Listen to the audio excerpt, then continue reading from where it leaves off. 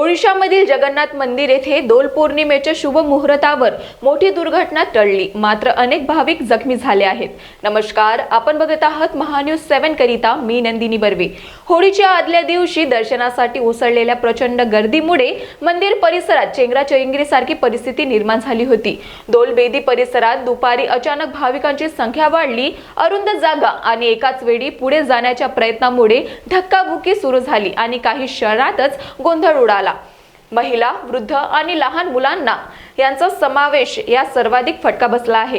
गर्दीच्या दाबामुळे काही भाविक खाली कोसळले, त्यामुळे आरडाओरड आणि भीतीचे वातावरण निर्माण झाले होते। घटनेची माहिती मिळताच पोलीस आणि मंदिर प्रशासन अधिकारी तत्काळ घटनास्थळी पोहोचले। अतिरिक्त सुरक्षा तैनात करून परिस्थिती नियंत्रणात आणण्यात आली। जखमी भाविकांना प्राथमिक उपचारासाठी रुग्णालयात हलवण्यात आले असून सध्या परिस्थिती नियंत्रणात आणण्यात आली आहे। दरवर्षी दोल पौर्णिमेला हजारो भाविक पुरी येथे दर्शनासाठी येतात। यंदाही मोठ्या संख्येने जमलेल्या गर्दीने व्यवस्थेवर ताण निर्माण केला। या घटनेनंतर गर्दी नियंत्रण आणि सुरक्षा व्यवस्थेवर प्रश्नचिन्ह उपस्थित झाले आहे।